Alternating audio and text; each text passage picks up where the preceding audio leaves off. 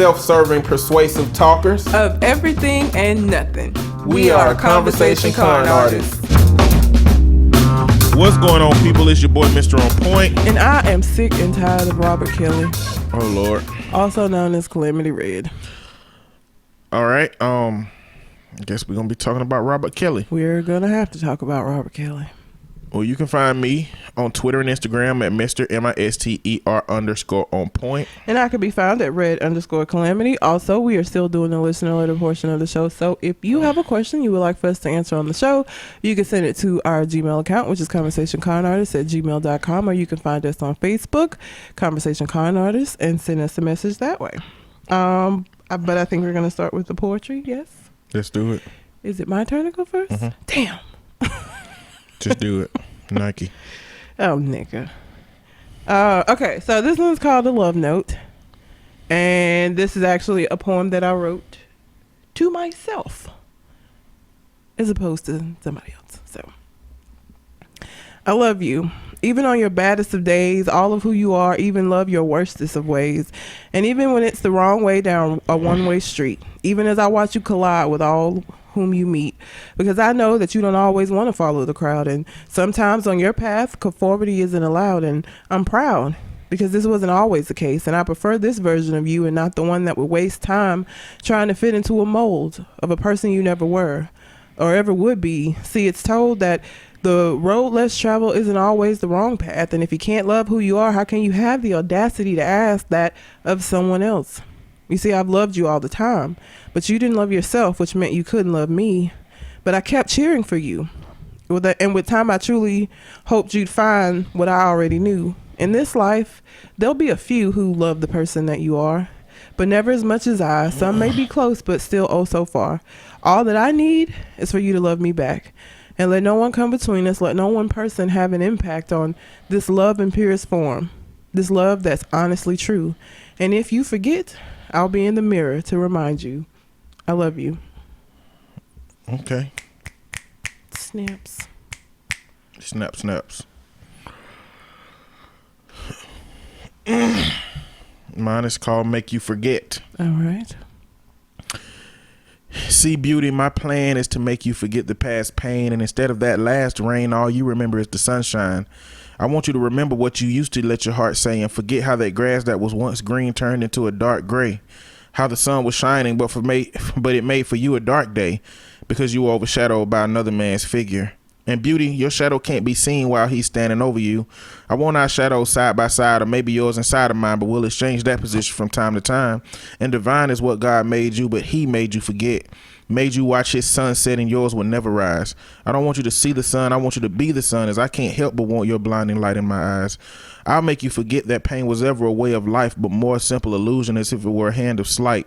And that band of nights you had in which your tears met your pillows, I'll make you forget those as though as if they never existed. And that string of days in which you were awake with your eyes closed, I'll make you forget those as if your heart had dismissed it. Though you still remember, I'll make you forget. Snap, snap. Snap, snap. There Give that bitch amnesia.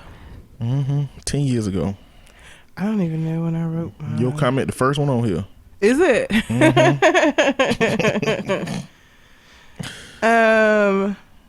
Okay, do we want to start with Brittany or Colin? I guess Brittany. Colin. Okay, so Colin wrote twice because I guess he forgot to add some things. So I get what the lady was writing about in the last episode. Definitely a difficult circumstance when you have to basically manage your friendships and relationships. Interesting that the ex-boyfriend is an ex who said to leave that chick alone, but the toxic friend is still there. I'm not making assumptions. That could very well be the only good quality about the ex, but it definitely should make you pause and think whether that friendship is enriching your life or not. I don't believe in doing anything that I don't want to do anymore, and for the most part, I don't. She is taking your friendship for granted. Why are you allowing that to happen? I'll keep my thoughts about the South to myself. Laugh out loud. You keep your thoughts about the South to yourself, Colin, but you still need to come down here so we can have a steak the size of your back. Okay? It'd be delicious. That was in response to the girl that wrote in last week with the issue with her friend that was just doing the Tripping. most, doing the absolute most with the least. Too damn much. And then Colin wrote again because I guess he forgot to add this. He said, "Can y'all do another live episode, please? I couldn't get in on the last one. Also, number 1, the NFL is trash. Number 2, Kanye is still trash. Number 3, Donald Trump is a disgrace to the United States, the Western Hemisphere, planet Earth, the solar system, the Milky Way galaxy, and the entirety of the known universe." All right, that's it for this week, Laugh Out Loud. You can combine these two if you want. Yes, I agree with all those points. Kanye is still trash. The NFL is trash. And Donald Trump is just... there Garbage. are no words. There's no words. He's trash can juice. Ew. Accurate, though. You know how when you take out a big trash bag, you don't really know what's in there. You might have some old chicken packs in there. You might have some onion bits, a couple of days worth of leftover food in there, a little fast food box or two. And you know how when the bag just sit there and all the little juices start to marinate at the bottom of the bag, and the bag starts to biodegrade because it's biodegradable. You know, so you been leaving the trash bag out and you pick it up and just juice squirt out. That's Donald Trump. That is so descriptive. You know. I do know. It's been on your legs before. Hating it. Ugh. It's disgusting. Everybody who's taking out trash. Oh my God. So if you don't have a butler like Jeffrey from Fresh Prince, then And you done took out some trash. Jeffrey was half-ass doing his job anyway. Jeffrey was a professional roaster. That's all he did, just roast people. He did. Roast basically. Uncle Phil. It was hilarious. Okay, so the next one is from Brittany. Hello there, Brittany again. Thanks for your response to my previous question. It has really helped me put things into perspective. New question. Where is the good food in Birmingham? We have heard On Point mention his kitchen, Laugh Out Loud. What are your restaurant go-tos and what makes them your go-to? I don't do pork or shellfish, which is hilarious because On Point can't do shellfish or he'll die. Why is that hilarious? She can't. She chooses not to eat it, but you can't eat it. But why is that hilarious? I don't know. It just made me laugh, chuckle. The same reason why y'all think it's funny I can't have ice cream and y'all like to go to the Big Spoon. Nobody laughs about that. Y'all had a whole little shit thing going on when we went to the Big Spoon That's and then because have we my talk ice cream. shit. That's not because we think it's hilarious. We are shit talkers. We are. We talk shit about many things We do. that we don't think that doesn't reflect how we feel about that thing. I guess. It's not funny that you're lactose intolerant. It's not sad. And it's really sad that the Big Spoon took away my damn ice cream that didn't have cow's milk in it. And I had to get a freaking sorbet that she used a scoop that she had scooped ice cream with to scoop my damn sorbet. And I still got sick because there was ice cream in my sorbet. And the ice cream she scooped, the scoop she used to scoop your ice cream, she scooped my ice cream with. So and then you had sorbet in your ice cream. Yeah, I did. Just fucked You up think all that would around. be like day one at an ice cream scoopery? Ice cream scoopery. Go to restaurants. I don't know what Purple Onion. I like Purple Onion. I don't know if that's Purple Onion is a poor man's exclusive.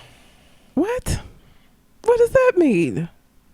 What do you mean? What do you mean it's a poor man's exclusive? That is the cheapest place you can eat. That's a Birmingham exclusive. Oh yeah, is it a Birmingham? I was about to ask, is it a Birmingham exclusive? I think so. I just like their bakers. They have these potatoes that they fill with shit. Ooh, that sounds good today. Actually, I think they got low quality meat. You see, okay, let me tell y'all something about asking On Point about this question. He is a foodie, and so his answers are going to be quite different from the average person. I'm critical. He's very critical. So I like Purple Onion. The only thing I ever get there is the bakers. I like the barbecue chicken baker is delicious. I think that's really the only one that I get. I've gotten the chili one before, but the barbecue one is my favorite. I get one with steak and chicken with extra steak in it. But the meat ain't high quality meat. It's different. It's not right. I like the bakers there. But again, you're a foodie, so you're... That's that back alley meat. Don't ruin purple onion for me. Just what is one of your choices? Don't fuck up purple ain't onion. nobody trying to ruin purple You onion. are back alley meat. No, what's one of your choices? I'm telling you, I eat a purple onion. Still, I'm just saying. I don't want to be in there ordering and be thinking this back alley. Listen, you can meat. tell the difference between the steak from you get from purple onion and the steak that you get from Chipotle. Yes, you can tell the difference. Vast difference. What's one of your picks? It's probably mainly just a different cut of beef that they using. Could be. So it's probably not steak. It's probably some pot roast shit that they cut into little slivers. I only ever get chicken. I don't even think I've had any steak from there. I get the chicken, barbecue chicken bacon. Well, So I don't know. So this goes along with what I said to Colin, because there's this place that I eat at that I go to get steaks from. And it was called J. Alexander's. Mm-hmm. Now it's called Redlands Grill. I didn't know they changed it. Yes. Why'd they change it? Mm-hmm. Okay. I don't know. Is the same people running it? Same everything. Oh, okay. And they have amazing steaks. And I recorded a video a few years ago after I went to J. Alexander talking about how that day that I had that steak was the first day that I ever had a steak, because I had no idea what I was eating before I ate that steak from J. Alexander. I had no idea what I was eating before that. And I asked the lady, I said, what do y'all do to y'all steaks before y'all cook them? And she was like, we don't do anything. We just season them and throw them on the grill. And I'm like, the only explanation for this is they figured out how to get their hands on some delicious magical cows. Like, how do you exist already delicious? It don't supposed to work like that. You're supposed to have to do stuff to it, pound it or marinate it or do something for that steak to be as good as it was. And it was delicious. So when Colin come down here, we gotta go to J. Alexander. And that is my number one spot. It's just a really simple place. They got some good dishes, good entrees. The only thing I've had is a steak, and I've had the steak, I had the pork tenderloin, and I've had the rotisserie chicken, which is a whole half of a chicken. It ain't really expensive either. For that entree, the steak is expensive. I guess not expensive in terms of where if you would go to Ruth Chris or Shula's or something like that, but it ain't cheap. It's not. What about is Saigon Noodle House? Is that place look? Because they have like the Birmingham mural in there, but that doesn't mean anything. Yeah, I think that's a Birmingham exclusive, Avondale. It's pretty good. We've gone there a couple of times. You got that big ass bowl of. They got like several different size bowls. Gigantic bowl that you can get. They had a really big bowl. It's ridiculous. And I got extra meat in that. He did. Because I'm a carnivore. And I like meat. Not meats. Just meat. I like my meat. Jesus. It's mine. And I think it's okay to like your own body. But Saigon Noodle House is pretty good if you're looking for like pho. Cause isn't that pho? Is it pho? Yeah. I was trying to think of like some other types of food. I went to a place called Yo Mama's yesterday. It's a brunch. Oh yeah, it was on my list of things to do when I moved here, but I never went because it's brunch. I think they vastly and deeply misinterpreted what food at my mama's house was like, because it was nothing like what I ate there. My mama could not cook. All right, my grandmama, my mama's mama, could not cook. Cooking was not important to them as education was. Up to my grandparents, so my grandma, she was a teacher, so yeah. I mean, I guess she didn't really have time to just be a housewife, cook and have food there. And so that lack of skill transferred down to my mom, which is why I think me and my brother very, very much value deliciousness. At a certain point in my life, I was like, I'm tired of waiting for people to make sure I'm enjoying something.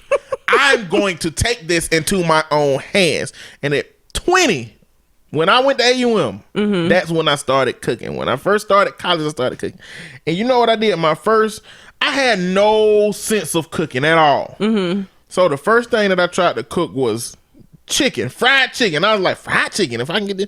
And my favorite cut of the chicken was the chicken breast. I had no idea how hot grease was supposed to be. I had no idea how long it was supposed to take to cook the chicken.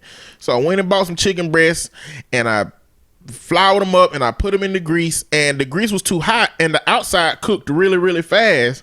So in my head, chicken done. Chicken was not done. But that was my first. Salmonella. I threw that shit away. I ain't eat it. That was my first journey off into cooking, to where now I'm at a point where I can say I think that the meat at Purple Onion is low quality meat. What about your mama's? Was it good? Oh, look, let me tell my stories. Oh, sorry. So, yes, your mama's was good. Not your mama's. I don't know your mama. But the place, the restaurant, your mama's was good. And it's like a brunch place. They had waffles. They had peach cobbler waffle. It was just a waffle with peaches and I don't cream really like on it. I was hoping it had maybe some kind of little crust or something on it going to. But if you go to your mama's, do not get your fruit and cream on the side. Don't let them put it on the waffle. Don't do that. What about Al's? I never went to Al's. Is this open? I think Al's is closed. Everybody talked about it. It's Mediterranean. It was just food? a different universe. Purple Onion. Oh, okay. It sold all the same stuff they did, just downtown. Okay. Mug Shots. I don't know if you've been to Mug Shots, but it's a burger joint that they make their own bread, and it's really, really good. It's kind of sweet, and they got burgers. But my favorite dish is the Briscoe Inferno. It's a chicken sandwich. Best chicken sandwich I've had from anywhere when they do it right, because they've done it wrong a couple of times. The food festivals are pretty good, like the Lebanese, the Greek. Is Lebanese and Greek the same, different? Don't know. I went to one of those and I love baklava. Best baklava I have ever had in my life. I think maybe the first time I had baklava was just horrible. It's like when I started to try to eat it, I couldn't get it out of my mouth. It's sticky. I know. I didn't like that, and I didn't expect it. It's supposed to be sticky. I didn't like it. But I had that. I had the what are the little I'm not gonna say this right. Stankono pita something. They're like these little meat pies, but in pita bread that they make. So if you're here during one of the food festivals, I'd say check that out, because they have these different food festivals that happen during the year. Not just the food festival, but any time where food trucks gather somewhere.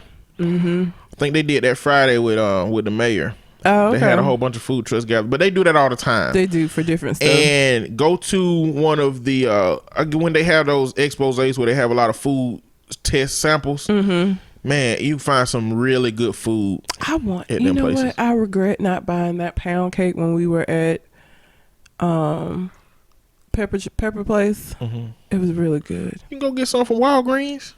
Oh yeah, they do sell them in Walgreens. Yes. She did say that. That's right.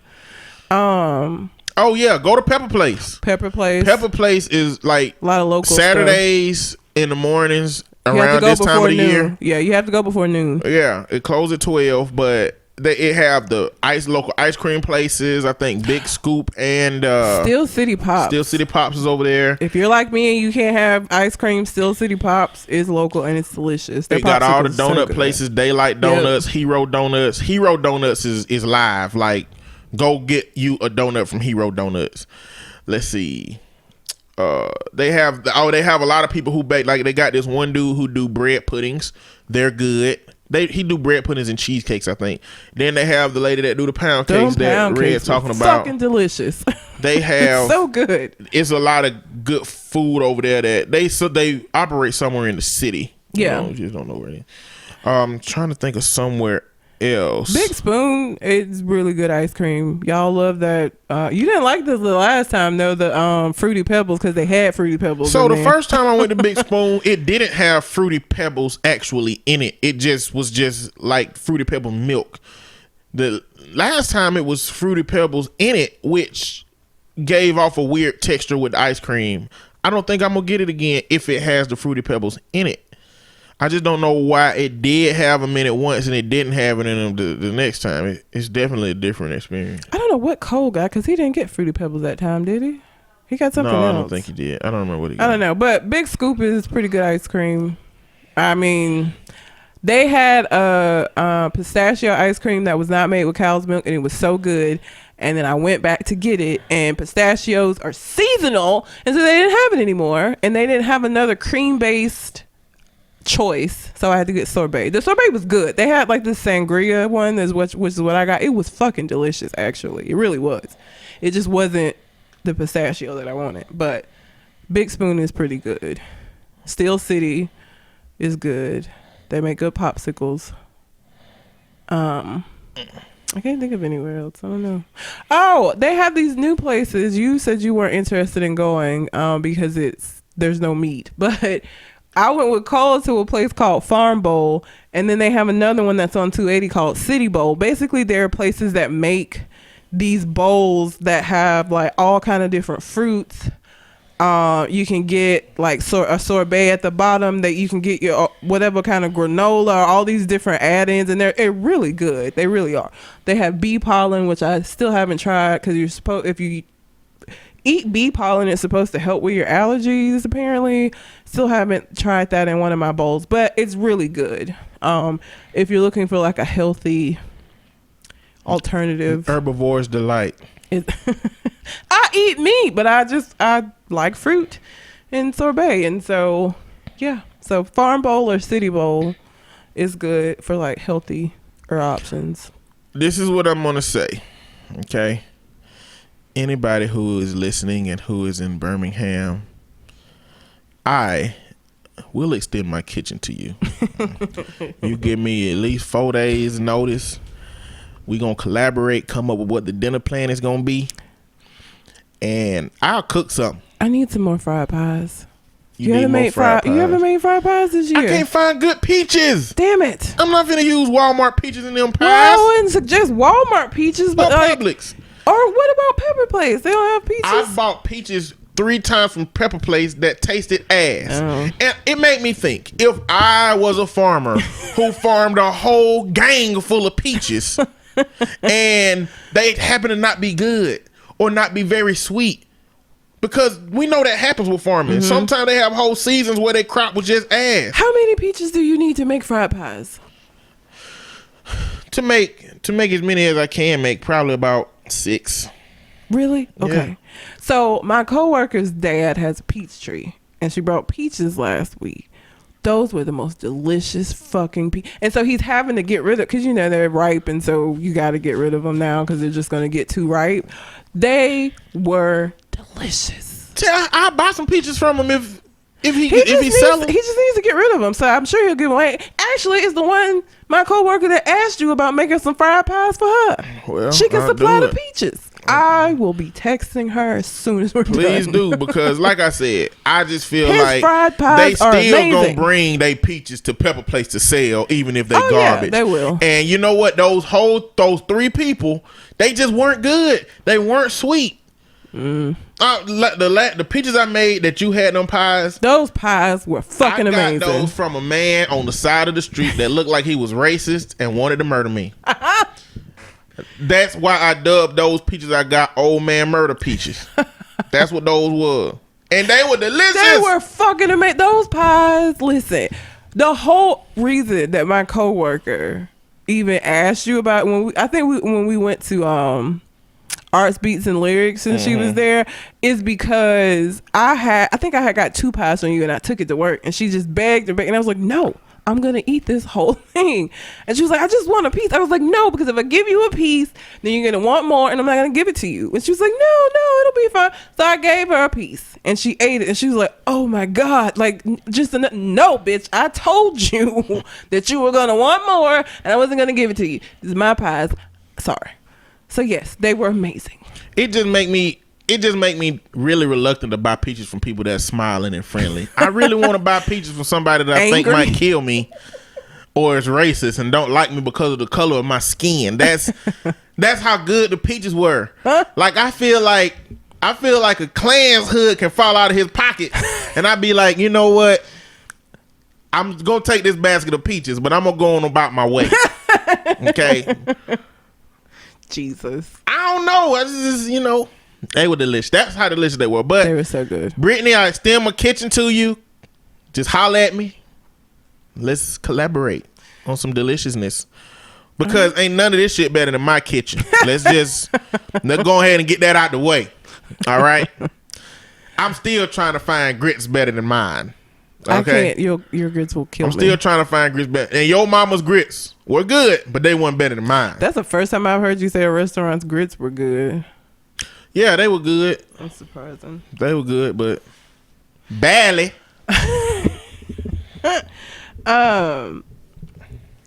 So if you have a question you would like for us to answer on the show, you can send it to our Gmail account, which is conversationconartists@gmail.com, or you can send it to us on Facebook, Conversation Con Artists, and we will answer your questions on air. Before we get into the stories, nigga, I watched The 4. I like The 4. Awesome. I cannot believe that James picked that damn. So like, I watched it, right? I watched all the episodes. You were watching James against the girl? Yeah. The black girl? I had watched him all the other times, and I was like, this white boy can sing his ass off. And then I heard her and how unique her voice is, and I was like, man, she's really good. And when I saw her pick James, I was like, oh shit though, right? Why did he pick a Jason Derulo song? Like, what? This was not the time to be. This was not the time to try to experiment. It was not at all. And she earned her seat. But do you see what I was talking about with DJ Khaled? Yeah. That dude got so much energy. He has an air horn that he blows. A gold air horn. I like him. I ain't know much about him before this. J. Ronell, this woman's that work. Maxwell, yeah. Nigga. I was blown away. He did that shit seamlessly. Now, he does have the upper hand because he studied music extensively. Like, he was a music major, and like, he is very musically trained. So the fact that we having the conversation the way we having it means you don't know what the new developments of the show is. Is he gone?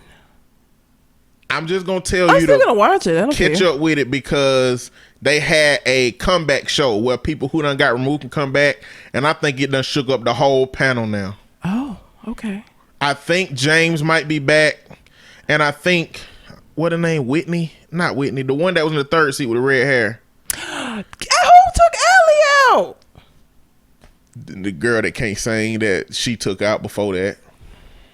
I'm not happy about it. I didn't even want to watch it. The one with the braids? No, it was a The Latino heavyset woman. girl? Oh, really? Yeah. She couldn't sing. That's some bullshit, man. But you know, some of it is song choice and energy for the And judges. song choice is important, which is why I was so mad when I heard James get up there and start singing that damn Jason Derulo song. What the fuck You is know what? this? After I heard her song, and then after I heard him start, I was like, he not gonna win this. No. And then she came back with The Weeknd and blew that shit out of the water. I was like, nigga, James, what you doing? You done did Stevie Wonder, motherfucking Donny Hathaway, Michael Jackson, Jason Derulo. They don't even go in that group of songs. Listen, y'all, the moral of the story is go check out the 4 highlights. It's amazing. It's just good. It's really good. And that's all I did. I just watched the battles, and so I haven't watched the show. Noah, I was like, look, as soon as J. Ronell, when he did what was the first song? Alex Clare. I love Alex Clare, and I love that song, and I like how he did it. When Noah came back with his song, I was like, okay, whatever. Soon as I heard the piano for This Woman's Work, I was like, bye, Noah. Yeah, That's it. he's gone. It's over. You out. He done hit the nostalgia song. I feel like if you go to them shows, you should always do songs from the 90s up to the early 2000s. I don't know why you be doing new shit. You know what I'm saying? Do songs that hit that shower music for people. As soon as I heard that piano from This Woman's Work, same thing with James. His first performance, when I heard the piano for A Song for You by Donny Hathaway, I was like, either he finna body this or he finna fuck up real bad, because Donny Hathaway, A Song for You is a very well-known song, and so you are not gonna be able to fuck that up. That ain't a song that you just gonna doo-wop your way through. That dude can sing. He can. And I was so sad, because so can Leah.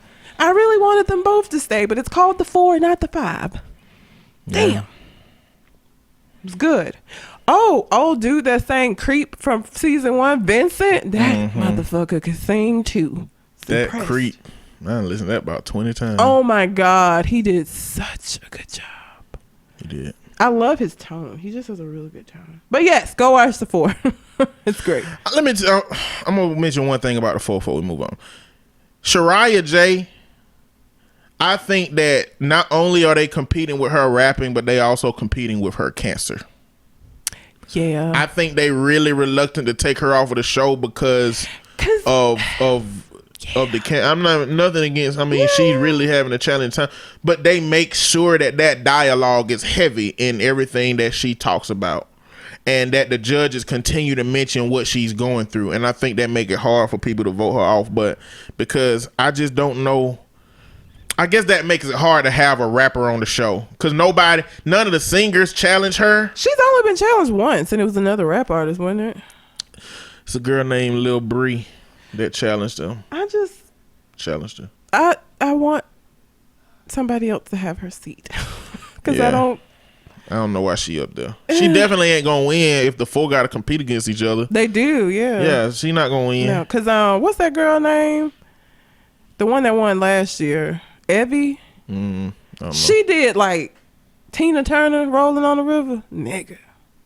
Craziness. But I All like right. that show. It's an interesting concept because there can only be 4 people at a time. All of them got some kind of concept.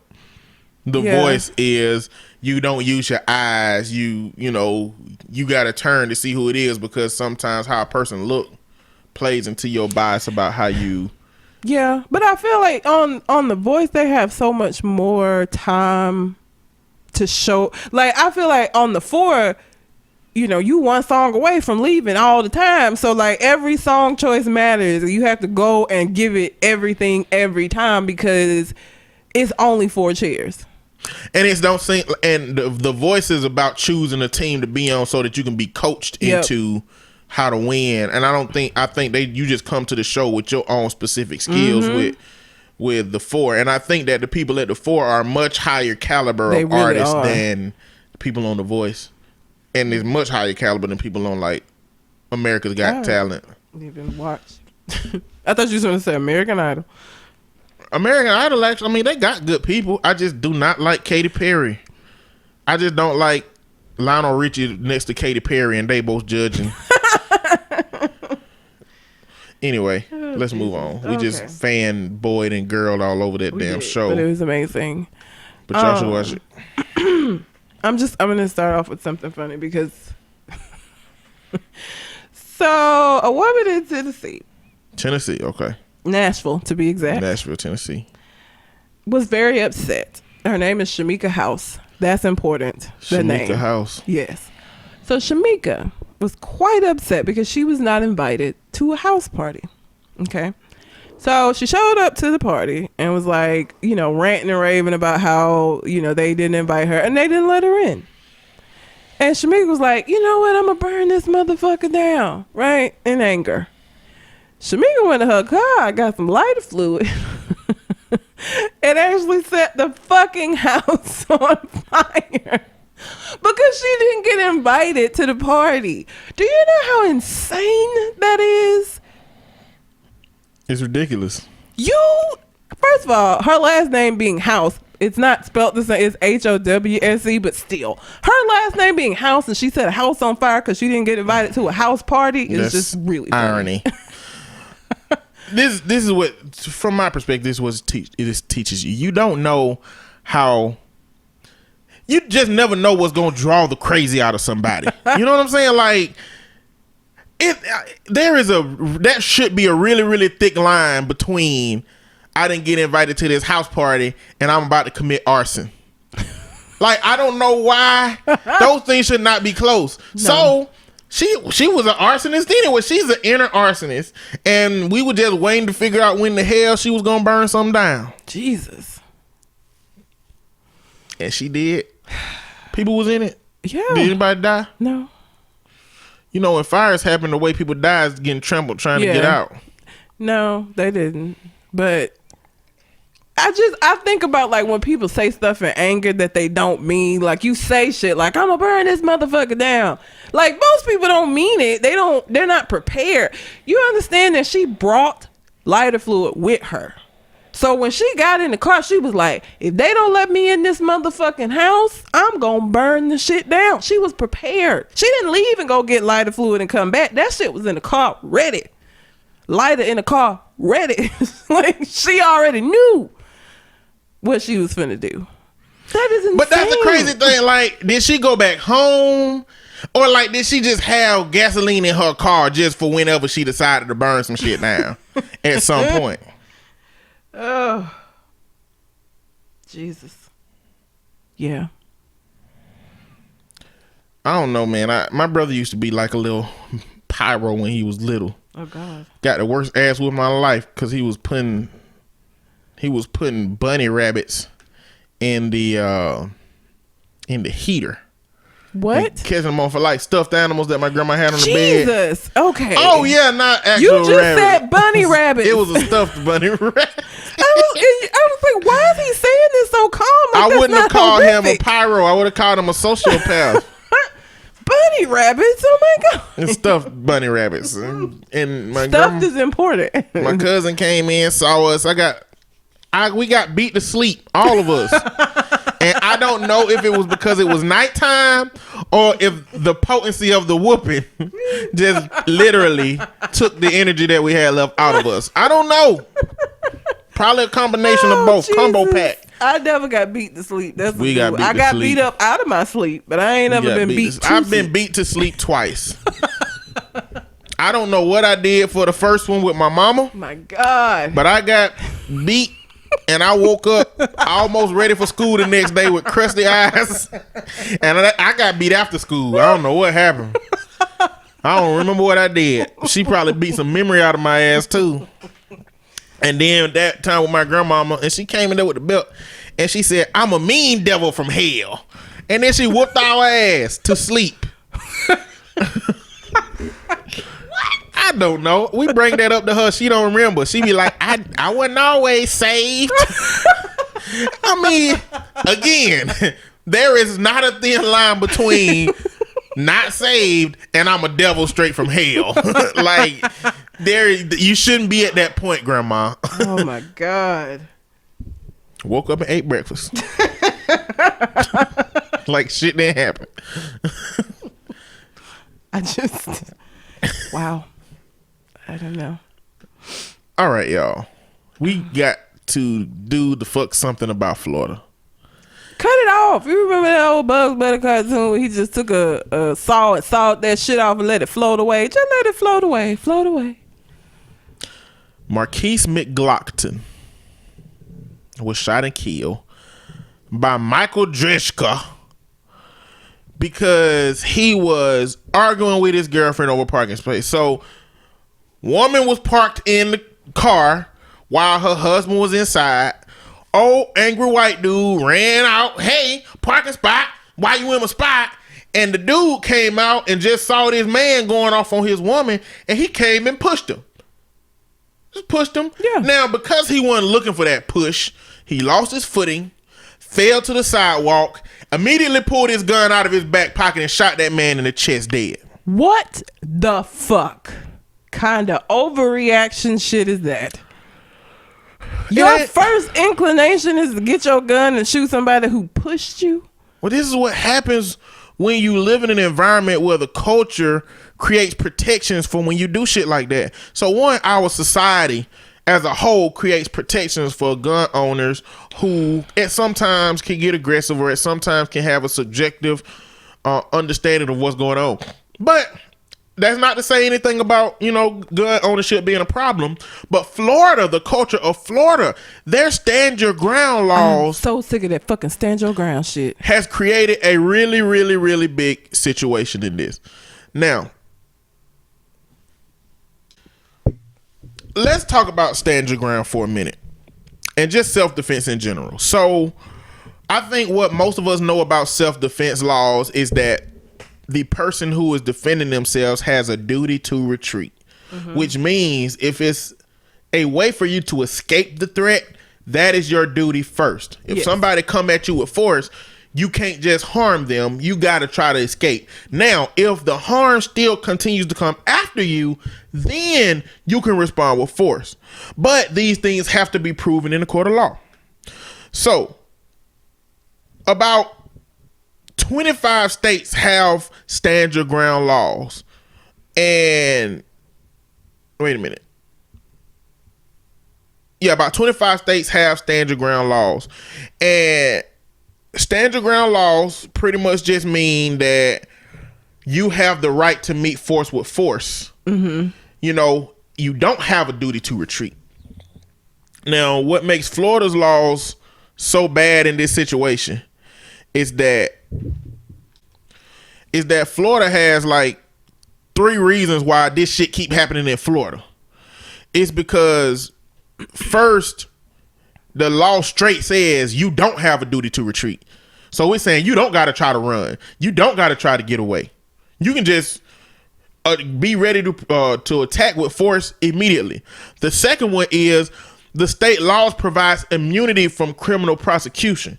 So the police can't even arrest you when this happens, no matter how subjective this situation may be. Mm-hmm. You know what I'm saying?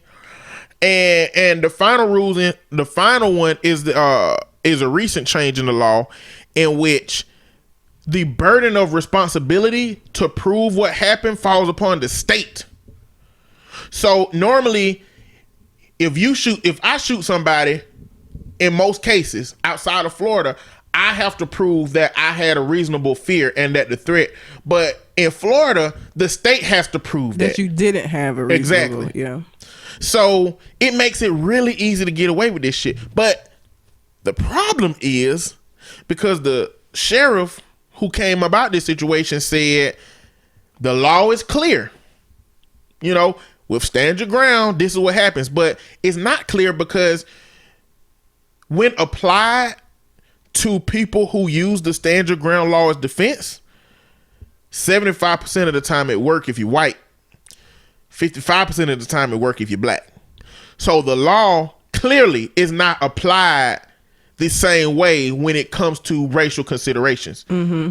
And that research takes into account the circumstances by which they happen and the similarities in the cases to where a black person did not get that defense to win or work for them versus a white person that did get it to work for them. Mm-hmm. You know, so you can't say that it's clear cut, and you can't say that it's not subjective, because in some instances for people who look a certain type of way, it's clearly not as obvious what should happen. Yeah. So you know what, and this makes me think of something a little bit deeper than this situation. People love following the law and obeying the law because it's the law. Like, sometimes that shit wasn't the law yesterday. Yeah. You know what I'm saying? And what makes us believe, like, just because a law is a law don't make it right. I think we seeing that with the whole Trump deportation, all of that shit. Just because it's a law, it don't make it right. Like, at what point are we going to look at these things and determine whether they are right or wrong on a societal level versus that they just something that's written on a piece of paper that we supposed to do? And I don't know, I guess that shit comes with voting and all of that shit, but I'm just really, are they really finna get this man a pass to just fall on the ground, roll around, shoot somebody and go? It wouldn't go like this in any other state. This is just Florida. It's ridiculous. It's just Florida. So, moral of the story, don't live in Florida. Leave.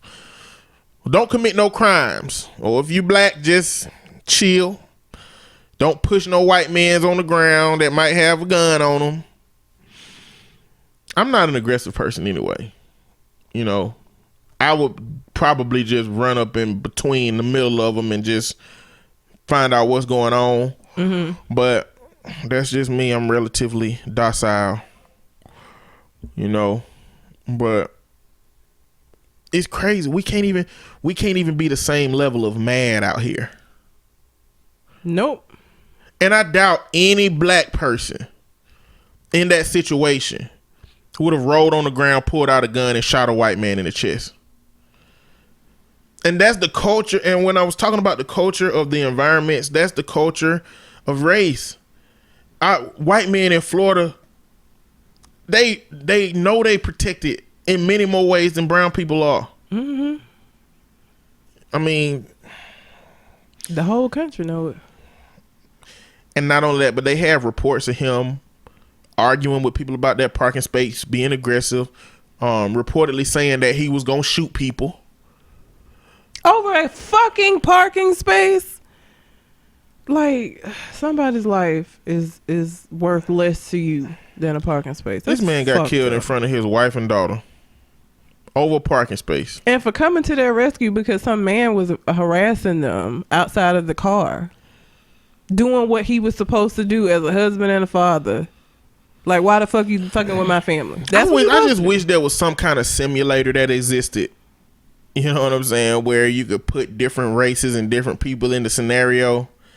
Kind of like if you play like NBA 2K, you can like change up the rosters and put the Warriors versus whoever you want to play, and see what the outcome will be. I just wish there was something that was like that, because I just do not think that this would be the same thing if it was a white woman in her car with a 5-year-old child and a black man was moving up to the car to get really, what seemed like aggressive, and the white guy came out and pushed him and he lost his footing and he turned right around and shot the man in the chest. I just do not fucking believe it would turn out the same way. Just don't. Nope. They'd come and arrested his ass ASAP. I just can't. And you know what? Why don't they arrest him and then release him? Like, I don't even know why they don't do that. He just got to go home and eat dinner.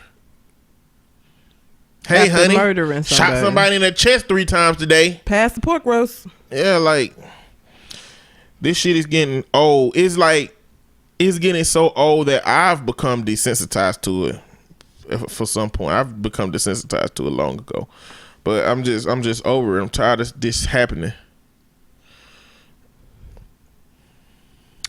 That's it for me on that. Robert Kelly. Robert Kelly, also known as R. Kelly, released a 19-minute song. You heard that right, folks. Thriller was 14 minutes. A 19-minute song called I Admit It. And it's 8 verses long. And I didn't let me just say this first and foremost. I have not listened to this bullshit, and I'm not going to. And I actually got into it with one of my coworkers because she was like, I mean, I know he's done all this stuff, but girl, the beat. Why the fuck are you even listening to it? I went to Rap Genius and looked up the lyrics so I can see what he was talking about, but I have not and will not listen to his fucking song. And the only reason I went to look up the lyrics is so I could talk about the shit on the show. Other than that, fuck that nigga. Fuck him. Don't care. So no, I have not listened to the song. Don't know what the beat is. Don't know what the melody is. Don't give a fuck. Fuck him. And fuck everybody that is still supporting him and talking about, oh, well, this explains so much. Fuck y'all, because it doesn't. So, within the song, he admits to lots of things. He admits to sleeping with his best friend's girl, sleeping with his girlfriend's best friend. He admits to feeling like he got taken advantage of by his management. I'm looking at the verses now to see what all. Oh, okay. So verse 5 is I admit I'm a freak. Used to go to strip clubs every week. But who these niggas trying to say I am? Man, I'm loud and I put that on Chief. Don't know. I admit I fuck with the ladies. That's both older and young ladies. Young ladies or young girls. Cause there's a difference.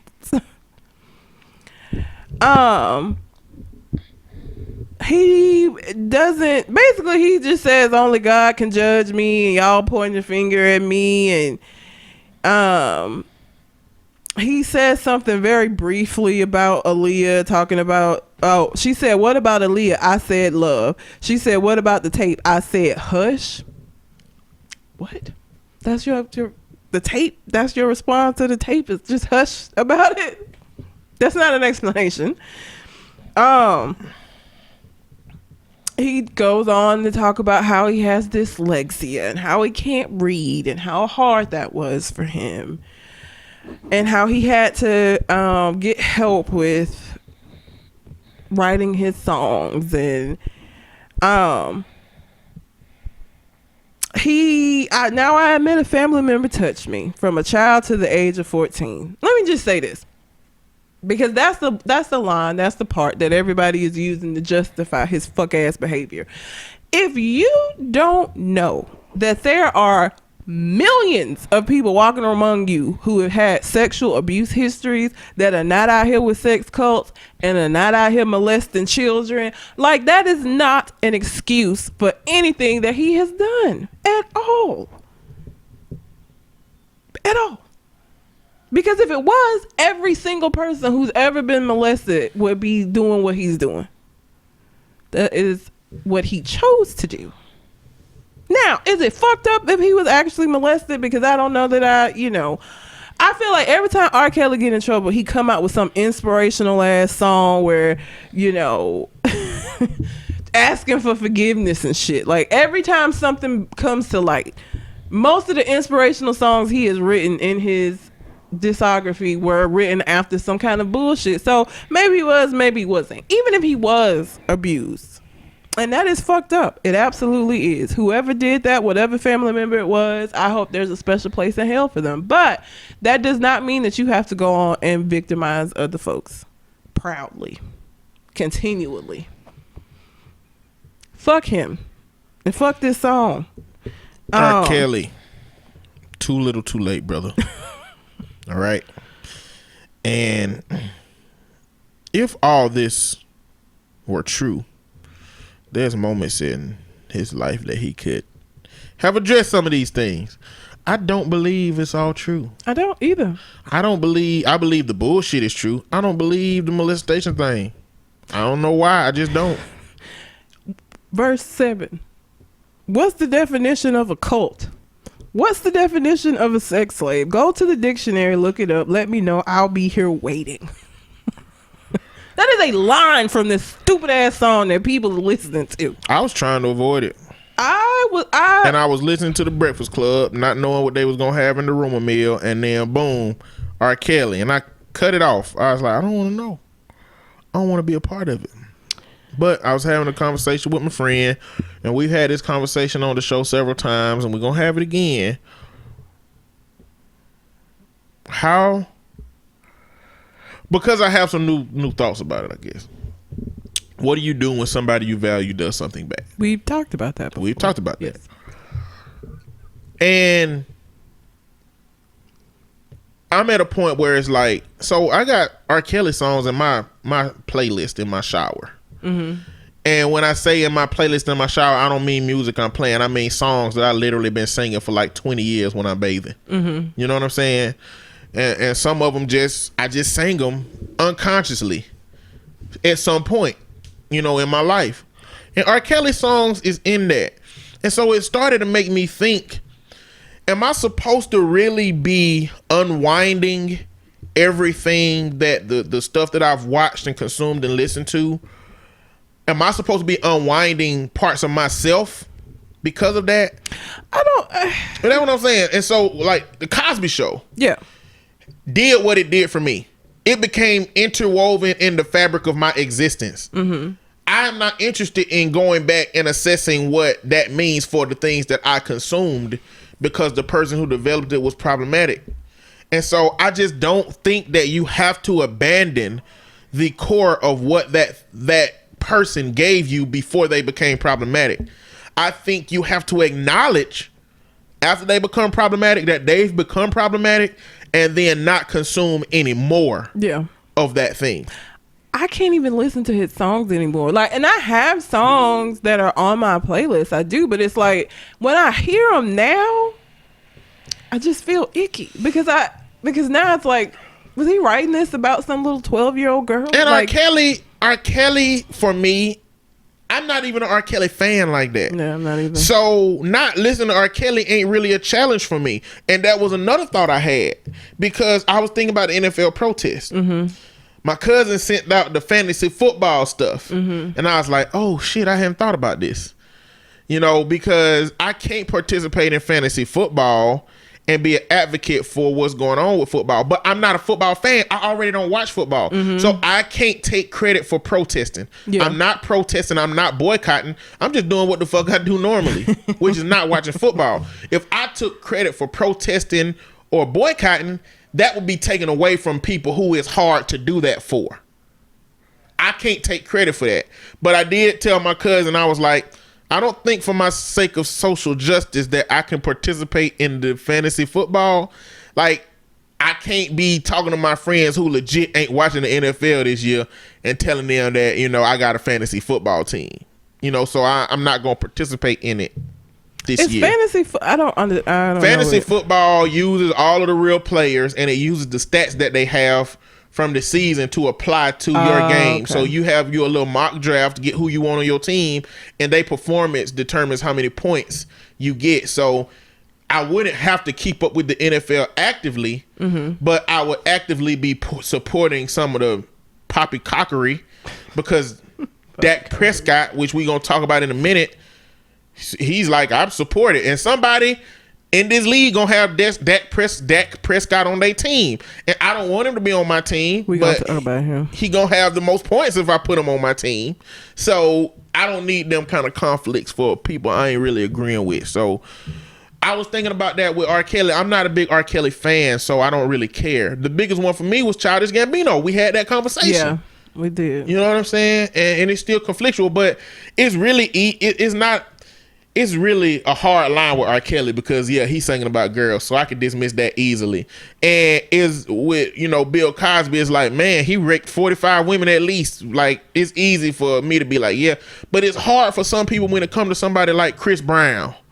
You know, it's a ton of Chris Brown fans who abuse is so common for a lot of people, and they've accepted abuse from men in a lot of areas in our society that, like, it's some people that it gets harder for. Mm-hmm. Louis C.K. That's really hard. That's a hard one. Mm-hmm. I mean, he jacked off in a plant and, you know, acknowledged that he did crazy things. You know, at what point Bill Cosby denied it to the end. R. Kelly is denying it to the end. Well, unless you consider this song an admission. No, because the whole song is basically him saying he admits that all these other people have done stuff to him, but he's done nothing wrong throughout this entire, and like people talking about he learned from his mistakes and the niggas that's caping for it. It's like, how? What as evidence by what? Are you sure he learned? But you, like, if you read between the lines, if a rapist say, what is the definition of rape anyway? He clearly raped somebody. Or if a murderer be like, what is the definition of murder anyway? Then they at least did something close to murder. So for him to say, what's the definition of a cult anyway? You doing something close, brother. Too close for comfort if you got to put a line in a song that's telling people you will wait for them to give you the definition of what a cult is. Nigga, you got Google? Google it yourself. 19 minutes. I just first of all, I just am not, I don't have the frame of mind or the focus to listen to a song that's 19 minutes. And again, Thriller was only 14. Like the video for Thriller, like that long video with the monsters and 14 minutes. This shit, the song, not a video, the song is 19 fucking minutes long. What the fuck? I'm not finna listen to that shit. Even if he wasn't a rapist and all of this other bullshit, one of my favorite artists could put out a 19-minute long song, and I'm probably not gonna listen to that because I'm gonna be like, bitch, what was you? Why is this song 19 minutes? I would. I can't even listen to that shit on the way to work. I'm gonna get to work before the song go off. Childish Gambino. No, it's too long. A movie, yes, visually, that's gonna keep my attention. Audio, 19 minutes. I'm gonna start doing some other shit. There's rappers out here with like long ass freestyles. 19 like minutes. Black Thought did like 12-minute freestyle. 19 minutes. I want you to tell me who did something longer than 19 minutes. That's what I want. Like, I know people have long shit, but I'm talking about 19 minutes. Because like I said, Thriller was 14. And I looked it up because I was like, Thriller wasn't even 19 minutes. And it was a music video. So I don't even know what has... I think he at the top as far as long ass motherfucking songs. I don't know. And I love Black Thought's freestyle that's 12 minutes. It was amazing. And so was if it was 7 more minutes, you would have kept listening. No. Why would you get to 12 minutes if you wouldn't keep listening? The amount, like when I see that it was 19 minutes, I'm not gonna start listening, is what I'm saying. If I look and it's 19, I'm not gonna listen to it. I don't even know how I ended up listening to Black Thought because 12 minutes seems a little long to me. So I'm not even sure how that happened. I would have listened to it until it ended. At a song and I see that it's going to be 19 minutes of my life, I'm probably not going to hit play.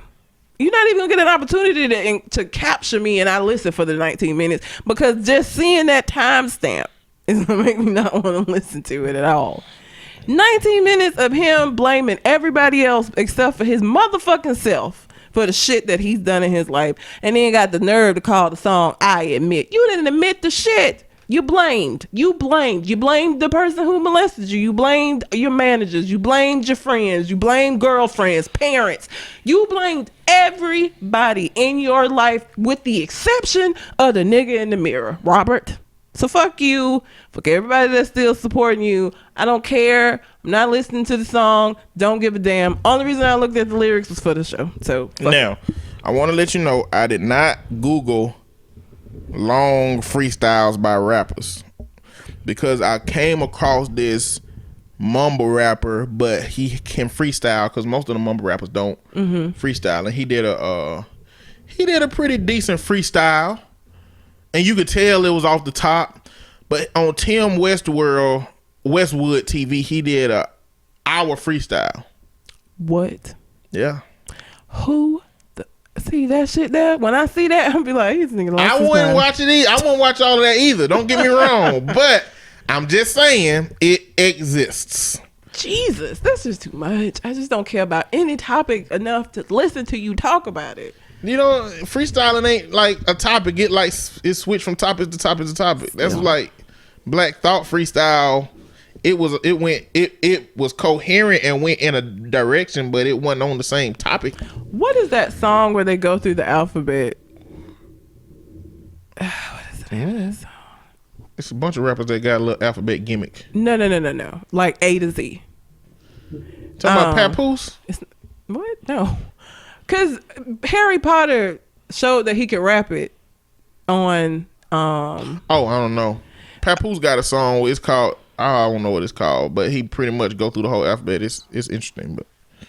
It's an amazing... Like, I'm going to have to look it up. But I don't know why you would listen to something called Papoose. No. It wasn't Papoose. This was... I can't remember his name. He did it on... Jimmy Fallon because the Roots were doing like the beat for it. I know. I can't remember what the name of it is. Somebody in the comments is gonna know though. But yeah, fuck R. Kelly. I just, for everybody who's saying that he sounds sincere and this explains so much and people need to leave him alone, fuck y'all. Fuck him. Fuck y'all and fuck him. I don't care. Don't be like that. No, fuck him. So, Dallas Cowboys Dak Prescott calls the national anthem protests inappropriate. Dak. First off, your name is Dak. Exactly. Okay. Is that like Black Zach? I don't know what the fuck it is. I don't know. Whoever named him he want to Dak. concentrate on football, and it takes it takes away from the game. Fuck you, nigga. Coon ass. Look. I ain't gonna fault Dak. Why not? I'm gonna fault Who? Who if not Dak? I'm gonna fault Jerry Jones. Why? Because Jerry Jones, the NFL is negotiating about what's going to turn out for the national anthem. Jerry Jones, who is the Cowboys owner, doubled down and was like, "No, y'all gonna stand and ain't nobody waiting in the locker room." So that's their team owner. Okay. So shut the fuck up, though, is what I'm saying. Your team owner, whatever. He didn't have to say that. He did not have to make that statement. You right. But just do what you're gonna do, what your owner tell you to do. Do that, but just shut the fuck up. I'm just wondering, like, what do you believe in enough to compromise your paycheck? Silence. Not much. So I'm trying my best to understand. I mean, don't get me wrong. In civil rights related shit, there has always been a small group of people who was like, "Hey, power to the people," and then it was another group that was like, "Hey, let's figure this out," and then it was another group that was like, "My name Bennett, I ain't in it." You know what? It's a good ass breeze on the back of this bus. You know what? I don't like white people water anyway. Whistling, I don't even know how to whistle at white women. Never learned how to whistle when I was little. I'm okay with that. These rules don't even apply to me. I like colored water. Again, I'm not giving him shit because he's going to do what the owner says so that he doesn't lose his job. My issue is that you didn't have to say a fucking thing. He could have just kept his black ass mouth shut and just go on the stand and chuck and jive for Jerry like you going to do for your check. That's fine. That's fine. Because most of the players are going to do that. That is fine. My issue is that he couldn't do that and shut the fuck up at the same time. You're right. Because in my example, Dak Prescott is the equivalent to the dude who's sitting on the back of the bus. But when Rosa Parks walk in, he said, "Rosa, bring your ass back here." Exactly. What the hell? Quit talking to them. What you doing? You finna make this bad for all of us. That would have been Dak. Just shut the fuck up. Just do what you're gonna do. If that's what you need to do to secure your job and you're willing to do that, okay. And I get it. You got bills. But shut up when you're doing it. You don't have to sit there and make a mockery. He could have just been quiet. My issue ain't that he's gonna stand. This man trying to get a bigger contract. Well, Jerry Jones gonna be like, "I like that Dak Prescott." No, he gonna be like, "I like that nigga Prescott." No, he not gonna say that. Really? Yeah. And his own little private meetings away from Dak. You don't think so? Jerry Jones seems like a nigga that say nigga a lot. Yeah, to the black people he don't like. No, to the black people he like, he know they name. I'm talking about to the white people that he would be talking to about he likes. Dak. No. When white people, if you never wrong a white person that pulls you out of black, you ain't black to them no more. Oh. Dak has been clearly pulled out of black. You know, the whole you don't talk like them, you're different. Oh my God. You know, it's not a compliment. You're not like regular black. Like, black is always the constant negative. They pull somebody that they don't see as black, which is the negative, out of that, and they say, "You're one of us. You want to come to family dinner?" And then and so what he say in his little secret private meetings is, "I got a black friend, Dak Prescott." But let Dak have some kind of Black Lives Matter moment with the police, and then start to kneel. He gonna get the Negro treatment right after that. Stupid. Just shut up. But I do want to recognize the layers and levels upon which these people exist. And it's perfectly fine to not be an active part of whatever movement is going on. But hush about it. Don't speak against progress, because Dak, in his whole thing, let me read his whole thing. "The game of football has always brought me so much peace, and I think it does the same for a lot of people playing the game, people watching the game, and any people that have an impact on the game. So when you bring such a controversy to the stadium, to the field, to the game, it takes that away. It takes away from the joy and the love that football brings people. I do exactly what I'm doing, and I stand by whether I was wearing the star or not, whether I was playing for Jerry Jones, Stephen Jones, or any other owner. I believe in what I believe in, and that's that." So In none of this did he invalidate the existence of the issues by which the people are kneeling and are not standing for. Basically like what white folks are doing, and basically just saying shut up about it and play football, watch football. Let's not dirty football with this. Because I mean, it's barely anybody saying that shit ain't happening. Like in this whole debate, there has barely been anybody saying those things ain't happening. They are just saying you shouldn't use this opportunity to talk about that. Let's not talk about it. You shouldn't disrespect the flag and disrespect the soldiers. They have completely manipulated the dialogue about the situation. And, you know, to Dak Prescott and people similar to Dak Prescott, be quiet, do your job. You do not have to roll back what people are trying to do. You're making it worse. And in the course of history, when things go, you know, the way that it's inevitably going to go, because you know what? And the NFL going to have a different look in 20, 30 years. That's because all the owners is damn 80. Yep. They all going to die. And you know what? You know what's happening to conservatism in this world? It is diminishing because it is a representation of old ass ideals that don't fit the present moment. And people are talking about, like, conservatives are fighting so desperately for conservative ideals to live, but they are really just outdated ideals. I mean, and there's a way to be conservative that is not that level of conservative that's going away. So I'm not saying conservatism is going away completely, but people keep trying to hold on these old ideas. Jerry Jones is going to be replaced with somebody that's more liberal. Every one of them owners are going to be replaced at some point by somebody that is more fucking liberal. The NFL is going to shift. It's going to change one day. You know what? Some of these players going to come up to be owners at some point. You know what I'm saying? So maybe, I don't know if it go like that. Maybe they players only go to be coaches. I don't know how many of them actually. I don't know how many owners actually played before. I feel like owners just rich motherfuckers that he never played the game. They just like playing chess with people. But Dak and everybody else, mind your damn business. If you don't want to be in it, just get out of it. Okay? Do your job. Don't talk on it. Don't acknowledge what your other people doing. Just follow the rules, play, but don't tell Rosa, bring your ass back here. Quit talking. Shut up. This America's team. Like, don't do that. Oh, Jesus. Larry Nassar. Larry Nassar. Is that how you say his name? The team doctor, the Olympian doctor that molested all of those folks and is serving 175 years now for sexually assaulting his young patients.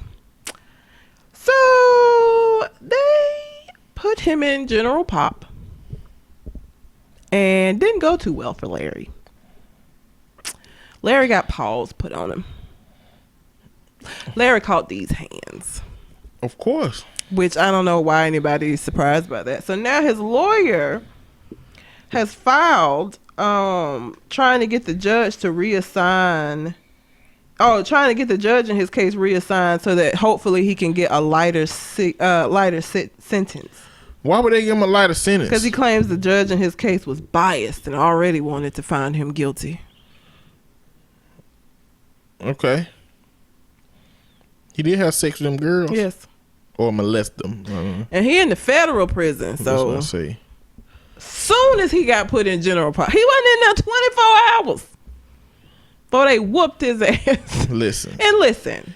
I don't know why the courts and judges and lawyers act like the shit that happened to child molesters and pedophiles don't happen. Like, if y'all want to protect people from this shit happening, y'all need to create a whole pedophile island. I've said that before. Or a whole pedophile jail. Because what's going to happen when you send pedophiles to places where there are murderers and killers and stuff in there for life, but they got kids that they love, they gonna murder their ass. Why wouldn't they? And they don't want to kill him. They gonna keep him alive. Yes, and just fuck with him for the next 175 years. They got nothing better to do. It only so much you can do between making handcrafted shanks, playing spades, trying to figure out how to do Facebook challenges on a cell phone that somebody snuck in their ass. It's only so much you can do between that. Like, messing with people is like high on the scale of what we do when we in jail. And that highly of a publicized case, they all knew who he was before he got there. They was waiting. I was waiting on you at the door. They was waiting for him. They were waiting for him. And as soon as they took him out of protective custody and put him in general population, they laid hands on Larry. And I'm sorry. While I am not an advocate for rape, I am an advocate for karma. And karma says that if you out here molesting lots and lots of girls, not just girls who working their ass off to be Olympians, karma says that you're gonna get a power to put on you when you get locked up. That's just what it is. I didn't write the rules. But the rules are pedophiles get no respect in prison. They are the lowest on the totem pole. They are. That is not just something that people say. That shit happens in real life. They fuck up pedophiles on the daily. To the point where some of them have to go and be in solitary for protection. Like, that is not just something people say to scare pedophiles. Pedophiles, if you're listening, this shit is real. It happens. You get locked up for that shit, you're gonna have the worst time in prison of any of the other prisoners. Because the other prisoners gonna make sure of it. I don't feel sorry for Larry. Fuck him. You know, you might not have a worse time than some people. Who's worse? The people who were like you that came before you. Because they got a colostomy bag. And you don't yet. Like, they don't even, again, pedophile, like the ones that are not, like Larry didn't have no chance because that shit was all over the news and prisoners do get to watch TV and they knew who he was. But even for the ones that are like your local pedophile who gets locked up, them niggas go in there and don't even be wanting to tell what they charges because everybody knows what's gonna happen when they find out you was messing with little kids. And do you know why people need colostomy bags? Why? Because they ass don't work no more. It don't work. You can't sit on the toilet. A colostomy bag is so the waste can be removed from your body because your booty won't do that no more. Listen, everybody, make sure all the pedophiles, just make sure they know this. Yeah, make sure the general population know this, not just pedophiles. We don't know who pedophiles are. Yeah, we don't know who the child molesters are. I mean, it's R. Kelly and Larry and Jared. We know them, but Jared got his ass whooped too when they put him in general pop. Jared got his ass whooped. They beat his ass. It's not the first whooping Larry gonna get, and it ain't the last. And he got 175. His whole rest of his life is finna be filled with getting his ass whooped on a daily basis. Because guess what? They can reassign him to a different prison. He gonna get the same fucking treatment. Because no prison, nowhere in America is gonna be safe for you if you're serving time for fucking with children. It just ain't. Say what you want about murderers. Say what you want. They have their own moral code. And for them, yeah, I murdered a bitch, but you fuck with a child. I'm finna whoop your ass. It's just how it is. It's what it goes. It's how it happens. Sorry, not sorry. Fuck you, Larry. You'll be all right. Or you won't. It's whatever. You may or may not deserve that. Deserve is a really weird word. It's the epitome of subjective. Yes. You know?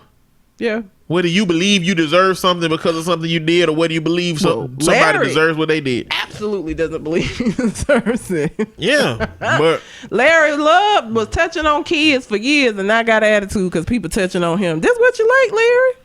You just didn't know it was gonna be bubbing them that was touching on you. But hey, touching is touching, ain't it? Fuck Larry. I don't feel sorry for him. Okay. Sorry. Okay, Monique. Monique dismisses Roseanne Barr's racist tweet as a mistake. Says she's still her sister in comedy. You know, Monique. So Monique is the queen of picking her own battles. Because it ain't stopping. Like, when you sit back and wonder why ain't nobody taking her serious, including Netflix, you read articles like this and it's like, okay. I mean, fair. That's fair. Like, how she playing? Like, the only people that support her is black people. Yep. I just don't know how she planned to keep that support with stuff like this. But I do have a question. I don't know if you heard Roseanne she went off. She was like, she was in an interview and then she was like, I thought the bitch was white. I thought the bitch was white. Like, and like I said, I mean, she do look like one of the Planet of the Apes people. You seen Valerie Jarrett? I have seen her. She look like, she does. listen, she don't look like an ape. She looked like the visualization of one of the women apes from the original Planet of the Apes movie. That's just how it is. Her facial structure, I mean, whatever. But that just goes to show it's just some shit that's off limits now because of the history that we had in this country. Yes. You can't call a black person a monkey. And So- it don't make sense because ain't nobody ever called a white person a monkey. No, they ever. haven't. So it don't make sense if she was white to call her that. So I don't know. I don't believe Roseanne and she need more people. Like, I don't believe that she really thought that she was white. I don't. I'm sorry. She can kiss my ass. I just don't believe that. Maybe she did. I don't believe it. Sorry. She could have went to Wikipedia and looked at her personal life and seen that she had some brown parents. What a monkey. Like, She made a specific Planet of the Apes reference. But that's worse. It is. That's like a group of, well, apes and monkeys are two different things, but that's like a whole, that's not, it's the same. Aren't they both simian? Are they both simian? I don't know. Anyway. I just know that it was a zookeeper that worked at Red Lobster when I worked there. Mm-hmm. Oh, God. And he would not let me call, like, he would always correct me when I call monkeys apes. And I remember I went to the zoo one time and I actually said it right. I said, we was looking at the apes and he was like, oh, look at you. That's the only reason these days that I ever discern between monkeys and apes. That's funny. Roseanne and fuck Monique. Like, again, if you feel that way, Monique, this is just another example of people not knowing when to shut what they call the fuck up. You already know how black people who are your fan base feel about Roseanne. So even if you feel like Roseanne was done wrong and it was a mistake and blah the fuck blah, you could have just had those feelings and kept them shits to yourself. You did not have to go and give an interview and say this shit and then have an attitude when people got an opinion about it. People can have an opinion about anything you fucking say. So some shit, just don't say it. You don't have to say everything you think. You can keep some stuff in. So this is a conversation me and Cole had when we were on the show, but I guess I want your opinion on it. How, first off, do you agree right now with retroactively going back and looking at people's past behavior and applying it to present consequences? No, I don't. Well, it depends on how far back. James Gunn, the dude who tweets I read for you. Oh yeah. Now I just think I think the depth of his tweets was so problematic that like it was.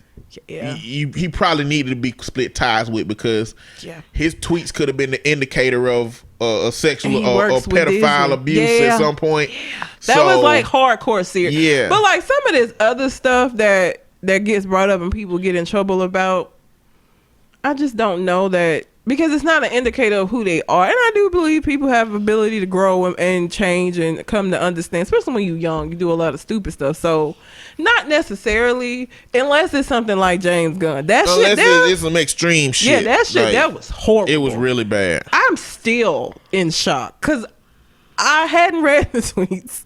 And when you told me you were going to read them, I knew they were going to be bad. But then when you started reading them, I was just like, no, what the fuck? Like, it was nothing that I expected. It was way worse. So I don't think it's fair.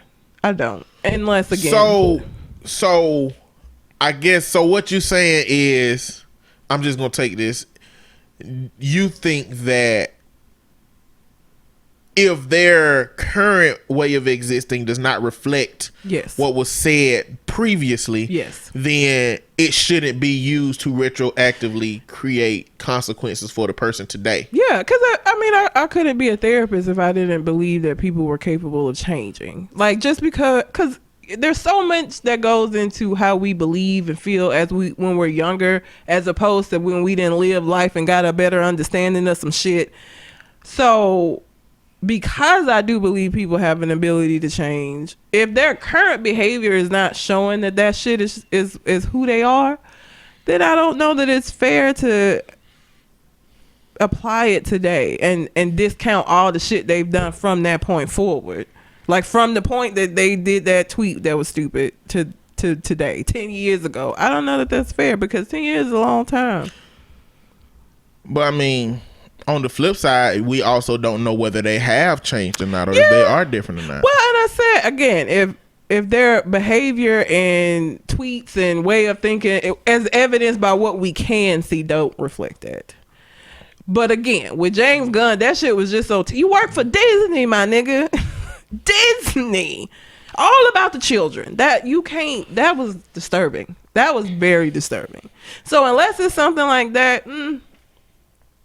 I don't know. I don't know that they should have to lose their job behind something they said 10, 15 years ago, when everything that they've been doing now shows that they may not necessarily believe that way. I don't know that they have to prove within a shadow of a doubt that they don't believe that way. But if they ain't saying problematic shit no more, and then they don't have problematic behavior anymore, that's all we have to go on. You're never going to truly know, because we don't know them. Mm-hmm. So, yeah. I do think it's unfair, because I mean, shit, I don't know what the fuck I was saying on Facebook in college. I don't want nobody to go back. I actually went, you know what? I actually gone back to look at my old tweets, not tweets, post on my Facebook, old Facebook post. Yeah, and I had some that were problematic. I don't know. I'm sure I did, because I had some that were problematic. Sure, I said some bullshit. You know, so, the way the black community handles homosexuality is never positive. Yeah. Growing up, there is never a positive, there's never even a neutral view. Even if you don't believe it should be a positive view, there's not even a neutral view. Homosexuality starts off at a deficit, and I had a big deficit. And I didn't realize the prevalence of homosexuality until I started working at Auburn McDonald's. There was a gay dude that worked there that liked me. Now that was complicated itself. We ain't gonna talk about that. But then I went to work at Red Lobster, where a lot of the people were gay. We had Keith, Bruce, DeMario, Marty, Adam, Rusty. There were no lesbians there? Y'all just had gay men running around. No lesbians. There were no lesbians where you can tell overtly that they were attracted to women. Okay. Versus the men. They were flamboyant gay men then. They weren't flamboyant gay men in the sense of, busting it wide open out there. They were just like, you can tell through their mannerisms. Kind of like Jason. Jason is a lot more flamboyant than, but a smaller version of that. But you can tell they weren't straight. And realistically, none of them hid it. Mm-hmm. None of them fled from it. I mean, Keith was flamboyant in how he talked, because he called himself a queen. Oh, Jesus. Bruce talked about having a daughter, even though he's currently, adoption, gay, surrogate. You can do it.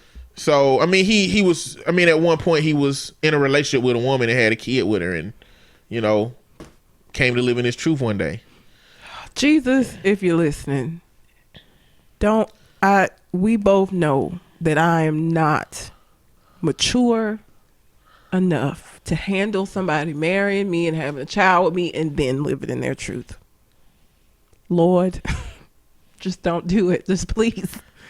It's not going to end well. I'm not mature enough for that.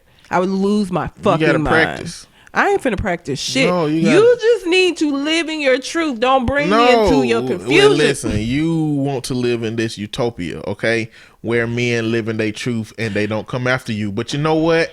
That ain't the world we live in. So what you have to do is you have to be like, hey, I got some sexual exploration I want to do, and then you got to bring out the toy on them and be like, how you feel about this? And they be like, oh, I didn't know you was into stuff like that. Yeah, let's do it. Gotcha, bitch. Relationship over. I understand. No butt play. This is done. I understand the difficulty. I don't know how else women will figure it out. I understand the difficulty in coming out, and especially for black men, just because the black community, we still behind a little bit when it comes to like acceptance and understanding. And so I get that part. My issue is that's fine, but don't drag me into it. Don't drag our child, because now this whole family dynamic is finna change, and I gotta answer questions and shit to our child. I am going to fucking lose it. I will. I just know it. So Jesus, if you're listening, whoever you send me, or whoever I come, whatever, he need to be already in his truth.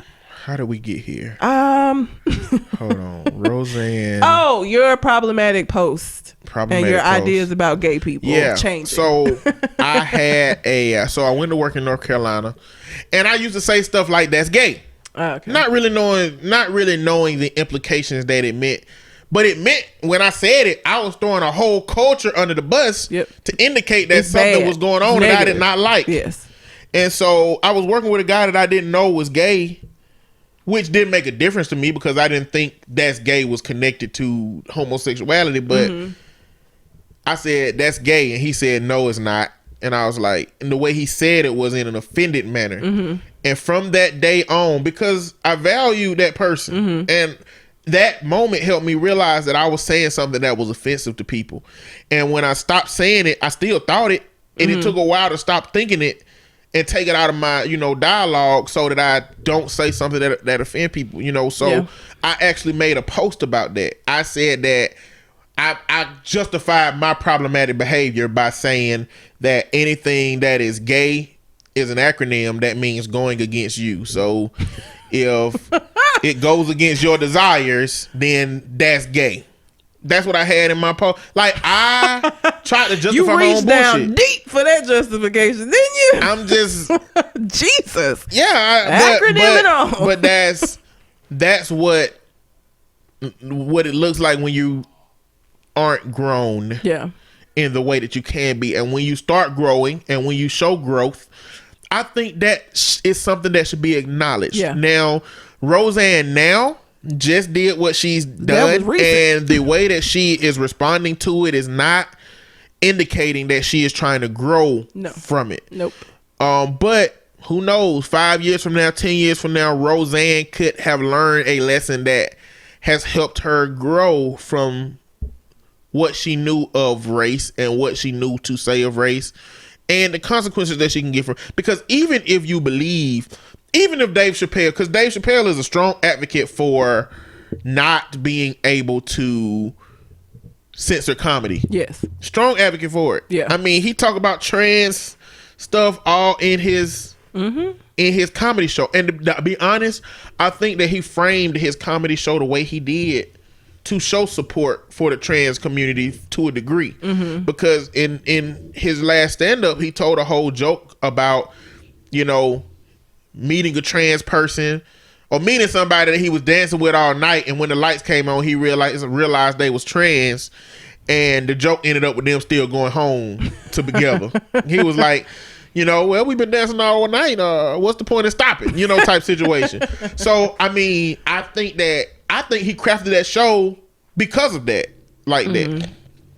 But he's a strong advocate. But even if you are an advocate for something that you believe in, but it can get you consequences, you have to take that into account of how you act. Even if you don't believe that comedians should be censored, if you say something that could lose you a TV show because of that belief, you still gonna get the consequences from it. Just because you believe that you should be able to do it, don't mean that you doing it. Like, if you willing to lose what you can lose from it, do it. The people who carry them tiki torches, I hope they was willing to lose what they were. One of them committed suicide because he wasn't willing to lose what he lost from being out there doing what he's doing. Our society is changing. It is not the same way it's always been, and it is only being different. If you hold on to such old ideals, you're going to fuck your life up. Indeed. You need to start figuring out how to adjust your ideals into what the world is becoming. I'm not telling conservative people to become liberal. You know what I'm saying? I'm not, and I don't even want liberal people to go too far on that damn deep in the spectrum. You know, like, there is too liberal. We need to be in a moderate situation. It's people out here, libertarians, taxation is theft. How can you say taxation is theft and respect the system that the founding fathers put together? Because they the one that created taxes. There is nothing in our world that says anything about taxes being wrong. Yep. So I mean, it's just, you can go too far on the end. Too far in the end too far on the liberty end is anarchy, to be honest. You know what I'm saying? So I think everybody needs to look at what the fuck world we have and start adjusting shit to the world we have. I think adjusting those ideas is what will eliminate racism, was what will eliminate conflict, is what will eliminate crime. But right now we got this polarized view of the world where this side is all over here and everybody clicked up over here, and then this side is all clicked up over here, and that's how people getting shot and race and all this shit going on. Mm-hmm. Like, need to consolidate this shit to a more moderate way of existing, and then we need to fucking kick out the fringe elements. But right now the fringe elements are pretty much all that exists, and us in the middle ain't really being represented very well. But you know, Monique, you fucking up big time. Last thing I have, you have a Planet Fitness membership, don't you? I do. Okay. You know that their slogan is that they're a judgment-free zone? Yes. Man arrested at Planet Fitness for exercising nude claims he thought it was a judgment-free zone. Okay. And of course, when I went to look and see what he looked like, because it's never somebody you want to see naked. Like the people that do shit like this that are in naked in inappropriate places, it's never like a naked person you want to see. It's always the people that you never would want to see naked. And he looks like Charles Manson to me. If you look up Charles Manson, the beard, the scraggly hair, that's what he looks like. And listen, don't nobody want to be sitting on no machine after your butt cheeks been spread over the damn. Like, why would I want? You're supposed to wipe this. Ain't no level of clean. What if he miss a spot? What is a booty disease? What if he got hepatitis? One of them hepatitises. I don't know. I don't want that. He was when officers arrived, they found him there completely nude on his knees in a yoga type position. So he was spread wide open out here. Some people just like being naked. He walked into the jail, stripped down at the door, then proceeded to walk back and forth a couple of times before settling on the yoga mats. Witnesses who saw him doing his exercise nude were disgusted. Like I said, there is not a thin line between I'm finna go have me a workout and I'm gonna do this butt naked while everybody got clothes on. This is how you realize that people are crazy. When those thin lines should be thick. That's how you find out people are nuts. Jesus. I've gone to Planet Fitness. I try to put myself in the position of one of the people that's in there working out, and this crazy motherfucker just come through the door and just get butt booty ass naked and start doing yoga. I can just imagine, like, if I was working at Red Lobster behind the bar and somebody just came up to the bar, and when they got up too close to the bar, they stripped down butt naked and just sat there. I feel like I just stared them in the eyes. Like, I just stared them in the eyes. I don't even know. Like, I feel like I would fear for my life. That person is deeply mentally unstable. I ain't finna tell him. I'm going straight to the management. I'm going to management and say, there's somebody naked at the bar. I'm going to ask them what would they like to drink. I don't get paid enough for my life to be in jeopardy confronting people. That's always been, that was always at Red Lobster, that was always my strategy. I ain't never, ever argue about something somebody wanted, something somebody had it. Like if a guest asked me for something I didn't have the answer to, I'd be like, that's above my pay grade. Let me go get a manager. Because I will never tell a guest no if they want something. Oh, Jesus. But sometimes you have to get a manager to approve things because they got to tell the kitchen to do stuff.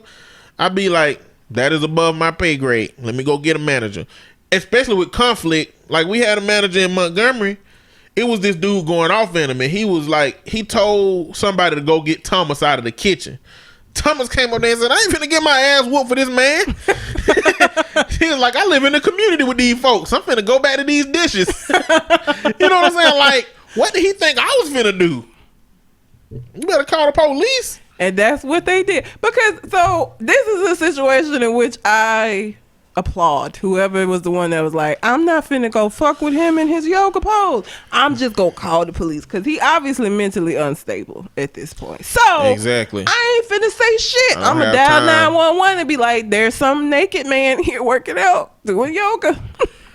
I could just see the employees just watching him get naked and be like, it's gonna be a long day. I ain't going up to him. Where the manager at? He ain't here. Who call the police? I ain't finna say shit. Hey, you gonna have to do something, because like, what's gonna happen is you gonna have all of these other people coming up to you. Do you see this naked guy? Yeah. Are y'all gonna do something about it? Like what? Like, ma'am, he was willing to walk in here and get butt naked and not care. You think he care about our lives? I mean, at least we know he ain't got no weapon on him. But I'm still not trying to get choked to death by a butt naked man. Planet Fitness is disrespectful. Oh, you know that, right? Why?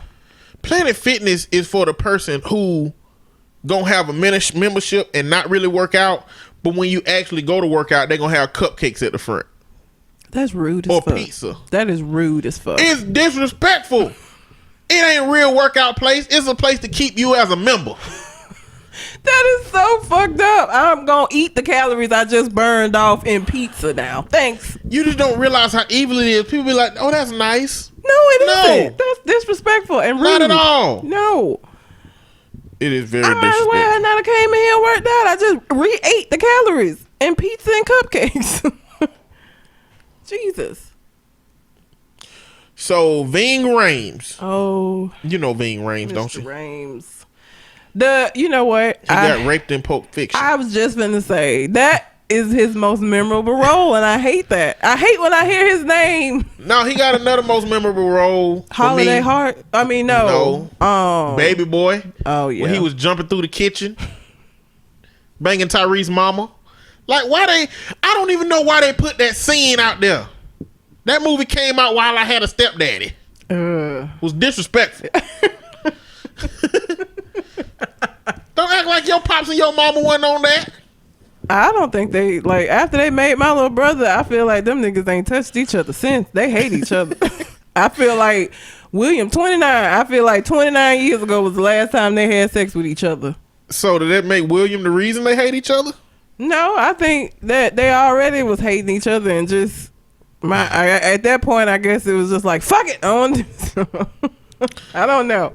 Anyway, the question, I don't know, the assumption comes up that I guess because you're a celebrity, you're somehow protected from the things that brown skin bring you. But there are some brown celebrities that believe that. You know, you had Lil Wayne saying that. So Lil Wayne was just trying to keep his fan base happy, I guess. But people believe that you're protected from your brownness. Everybody still black. Listen, if Ving Rhames was somewhere, it's a lot of people that will believe that he just looked like Ving Rhames than he was Ving Rhames.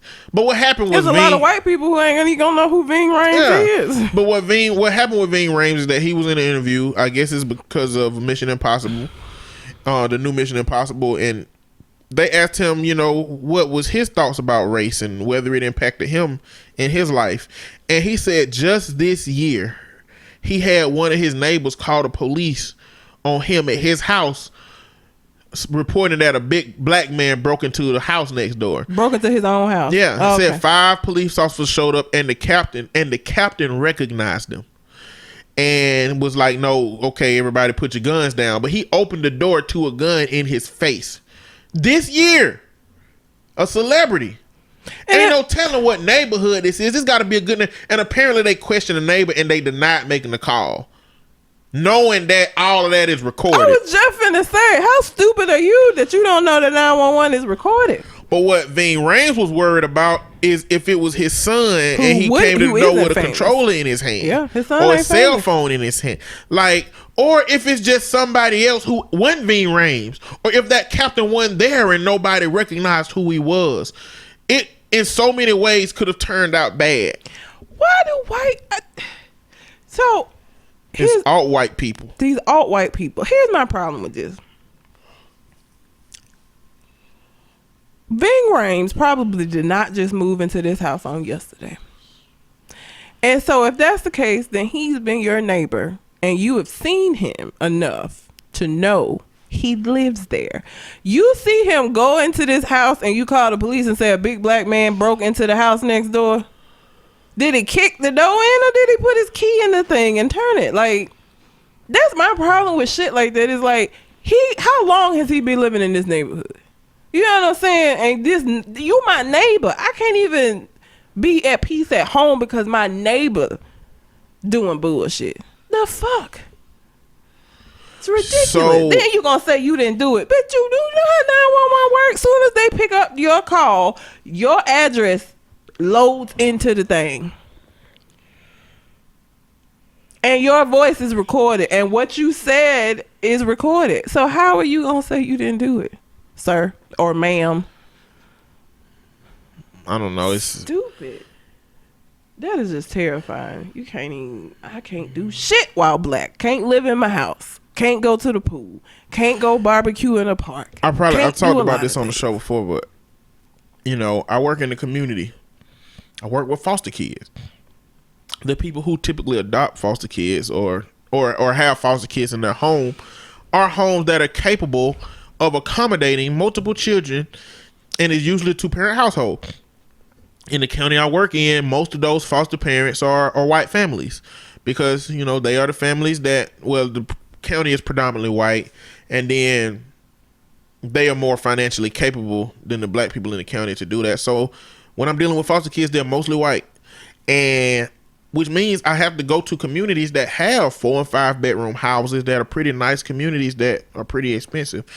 And I get either the police called or the families called. They call the families more not because these little communities are really close knit. Like they all know each other. So most of the time they call the family and say, "Hey, it's a black man at your house." And this has happened like 4 times that I know of. Because when I walk up to the door, people from across the street can't see that I have a badge on. People from across the street don't know the communication that I had with the family. But why you gotta it gotta be something nefarious just because you black? That's my issue. Like, okay, maybe you aren't who you are. Maybe it's so many reasons why somebody could be walking up to a door and knocking, and you automatically assume it's some fuck But shit that's a going part on. of that. Black is a constant negative thing. Oh my God. If they met me, then they would take me out of black and they would wave at me every day when I come by there. But black, when no other definitions come along with it, is automatically not good. And shit, Reagan started that propaganda. You know what I'm saying? As far as making black look bad on a minuscule scale, you know, in terms of using the media for that. But that's the issue. Like, and the thing, you know what? And what that means is I'll park at a gas station and call my client to make sure they at home before I just go to their house if they not there. Or instead of sitting on the steps or the porch, which some families will say, hey, just sit on the porch, we'll be there in a few minutes. I go back to my car and I'll leave and come back. Like, it's made me shift how I actually, and I don't make no big fuss about it. You know, it is what it is. We usually don't. That's living in America. Being black and living in America means you make adjustments. That's just what we have to do. That's what we've been doing for years, and what we're going to continue to do. You just make adjustments. I have to be conscious of where I am at all times. I got to be aware of who is around me at all times, and I got to be aware of what I look like. I had a client who, he's not from this country, so he's from Asia, so he didn't really have a deep understanding of American racism. And I went to the house to visit him one day, and nobody came to the door. And he said, why didn't you look in the window? I was in the living room. And I said, me looking in your window, that would not look good to neighbors. Like, I can't do that. Like, if I were to look in your window, people would think that I was surveying your house to possibly break in it. And the police will be showing up. Yep. And so, you know, and he told me I'm sure not aware is that, like, the neighbors who had been seeing me come up had been bringing it up to his stepdad that it's some black man that's been coming to your house. So I just have to consciously be aware, working in the communities that I work in, that I'm black, and I'm gonna have reminders that I'm black, whether I like it or not. Mm-hmm. Every now and then. But, you know, like I said, I don't make no big fuss about it. It is what it is. I can take it. Some people can't, but it don't bother me. It is what it is. I'm here for the kids. But yeah, so being a celebrity don't protect you from brownies. Childish Gambino on one of his songs said that just struggle on different planes. I mean, if all else is equal, you are less. Mm-hmm. To me and my white counterpart who make the same thing and have the same kind of life, to somebody, I'm less than that person. You know, and if you are a billionaire to another billionaire, the brown billionaire in the whole billionaires club is less than somehow. Or they're going to look at them and wonder what their story was. Like, they not going to, like, they would look at they white billionaire friends and not wonder how they became a billionaire, but they look at the black one and be like, how did you get here? You know? Mm-hmm. How did you make your money with this situation? It's really a very complicated existence. But that's all I had about the Ving Range. That's all I got. I don't have anything else. Nothing else on your mind? My dog shat all over my house. You always talking about your dog shitting. Not all over the house. I mean, I don't see why the specifics matter. Because it was in my house and in my carpet. Shitting outside is fine. I expect dogs to do that. I don't expect you to have liquidy, runny shit in my carpet for like almost a week. You did it to yourself. How did I do it to myself? You chose to have a dog. That I didn't know that he was gonna develop explosive diarrhea randomly. Listen, if you are going to get a pet, you need to go on ahead and accept that there's a 10% of their life you gonna be cleaning up shit you ain't want to be cleaning up. Period. Or pulling tennis balls out somebody's booty. It was rope. Rope? Yes. It was a tennis ball on the end of the rope, right? He didn't eat the tennis ball. I know, but I'm just saying, I'm trying to figure out why I got tennis ball correlated to that. I don't know. Something happened with a tennis ball. He ate a tennis ball. Or like, not ate it. I thought that he would, I was playing fetch with him and he destroyed the tennis ball. That was different. Yeah. Okay. No, that rope was just a rope that he chewed and swallowed and it came out whole. And I had to pull it out. And so he's not allowed to have rope toys. Anytime I'm in a pet store and they're like, maybe you should try. No. Step away from the ropes. I'm not going to buy no ropes. I have PTSD when it comes to that shit. He does not get anything rope-like. Because I'm not pulling no more threads out of asses. Not. Okay. You gonna clean up boo boo if you're a pet owner. Not this kind though. It was liquid. It was like, You gonna clean it up? I'm like, not yeah, gonna- I'm not gonna live in a They ain't shit. gonna have hard doo doo all their life. Just like you don't. I go in the toilet and flush it. Well, we advanced creatures. I cleaned up, and as I'm cleaning up, this nigga went and shit somewhere as I'm cleaning up. He was sick, but still. And the reason he was motherfucking sick is because he eat every goddamn thing. I buy expensive dog food so that they have good digestive issue or good digestive processes. And then you go out here and while I'm walking you and eat some bullshit you found on the ground like you a goddamn stray and get sick and have Sound liquid like- shit that I gotta clean up. Sound now. like dog owner responsibilities to keep this stuff out of them dogs' mouth. I can't watch them. I got 2 dogs that are walking. I can't watch them every second. I guess when you have a baby that pick up the razor blade, you gonna blame that on the baby, huh? The razor blade ain't gonna be. The razor blade in my house is something I have control over. People dropping shit outside. I don't know where people gonna be dropping stuff at. You can put a muzzle on them things when they go out there. You can make decisions, Red, is what I'm saying. Quit acting like ain't nothing Then I you have can do. white people calling the folks on me because she has those dogs out there in that heat with a muzzle on. They Ooh, I can saw barely a dog- breathe. I saw a dog at Pepper Place with a choke chain. I was like, Oh.